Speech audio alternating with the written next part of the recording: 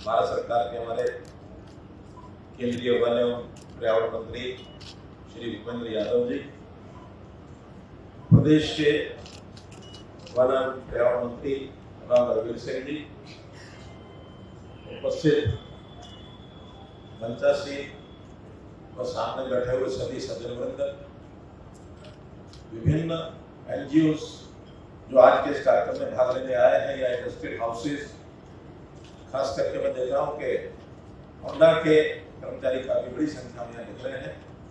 ऐसे सब बंधुओं को आज के दिन नमस्कार।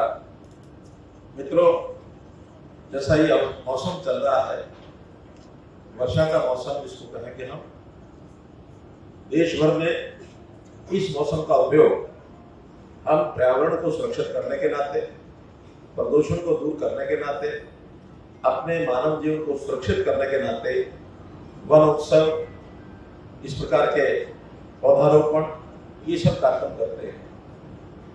ठीक कहा राव साहब ने कि जीवन को सुरक्षित करना, तो इसका बहुत बड़ा महत्व है।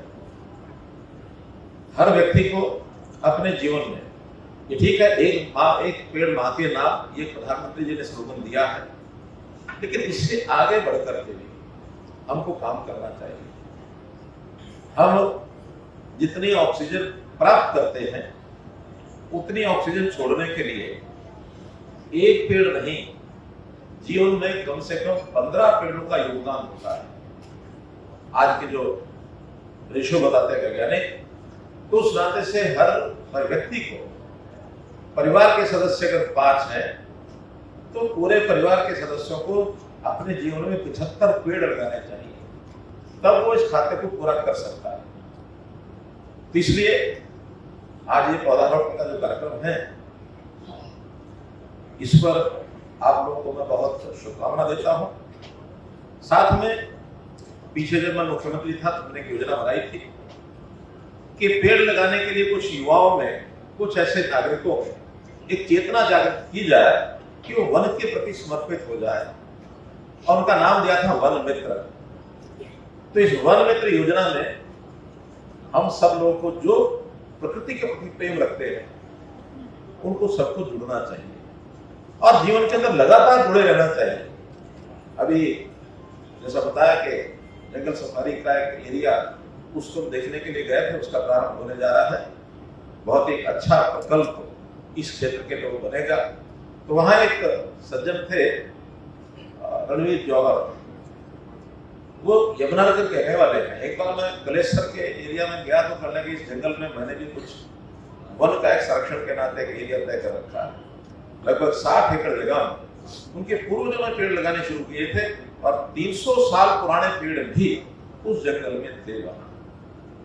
तो ऐसे पेड़ों के प्रति व्यक्ति कितना समर्पित होता है।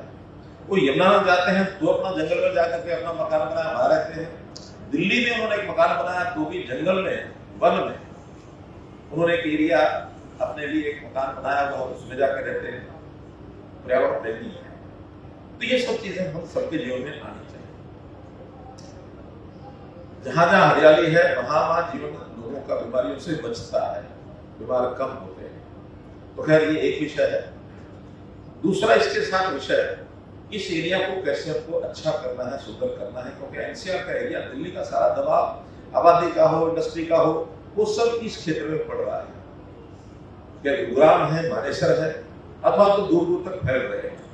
तो यहाँ इन सब चीजों पर हमको जन भागीदारी के नाते आगे बढ़ना चाहिए। सरकार करना चाहती है, हर काम सरकार नहीं कर पाएगी, संभव कम है।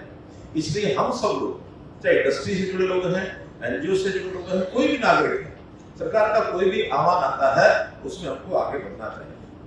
इस एरिया के लोगों का जीवन सुखमय हो, आनंदमय हो, इसके लिए बहुत सी योजनाएं हैं। और उसमें टूरिज्म के नाते से कुछ विषय जैसे बताए गए अभी, जंगल सफारी ये बहुत बड़ा क्षेत्र है। आज हम पहले फेज का लगभग 2500 एकड़ क्षेत्र को उसको हमने देखा है, और उसकी योजना विभाग की हमने जानी है, उसको बहुत जल्दी शुरू करेंगे। इसके बाद 10,000 एकड़ का जंगल सफारी का एरिया बनने वाला है। यहाँ से शुरू होगा, ठीक मेवात तक, वो सब पहाड़ों के अंदर तरह तरह के पेड़ पौधे, तरह तरह की स्पीशीज के जानवर हैं, पशु हैं, पक्षी हैं, अथवा रेप्टाइल्स हैं, या जल के अंदर रहने वाले यानी खास करके मछलियां, ये सब। तो ऐसा करके दुनिया के बहुत देशों में ऐसे अच्छे अच्छे और ऐसे सफारी बने हुए हैं। तो ऐसे सफारी का देश और दुनिया के लोग यहाँ आकर के देखें। दूसरी बात बताई गई है कि इस क्षेत्र के अंदर 125 एकड़ में एक हम बनाने जा रहे हैं, क्या? डिज्नीलैंड। 500 एकड़ में। आज ही विचार और भूपेंद्र जी से बात कर रहा था कि हमको इस इलाके के अंदर चाहे डिज्नीलैंड बनाए अथवा शहर के अंदर कहीं बनाए, एक बड़ा एक्वेरियम, सिंगापुर का एक्वेरियम हमने देखा है, इतना बड़ा है कि दुनिया के लोग वहां देखने जाते हैं, खास करके बच्चे, विद्यार्थी, जो अध्ययन करने के लिए भी उनको चीजें जरूरी होती है। उसका भी एक प्रपोजल मैं राव नरवीर सिंह के माध्यम से सरकार को भेजना चाहूंगा, मुख्यमंत्री से भी बात करूंगा कि एक एक्वेरियम चाहे डिज्नीलैंड में, चाहे फिर हमारा सेक्टर 29 का जो एरिया है वहां बहुत जगह है, शहर के बीच में हो जाए, एयरपोर्ट के भी नजदीक होगा। ऐसे बहुत से प्रोजेक्ट गुड़गांव में लाने की एक योजना चर्चा ये है कि ये जो हमारा शहर, हमारा एरिया, ये आगे बढ़े, इसको और आगे लेकर के चले। तो आज उस वन महोत्सव के अवसर पर आप जो काम कर रहे हैं पुण्य का काम है। इस अवसर पर मैं आपको बहुत बहुत बधाई, बहुत बहुत शुभकामनाएं देता हूं।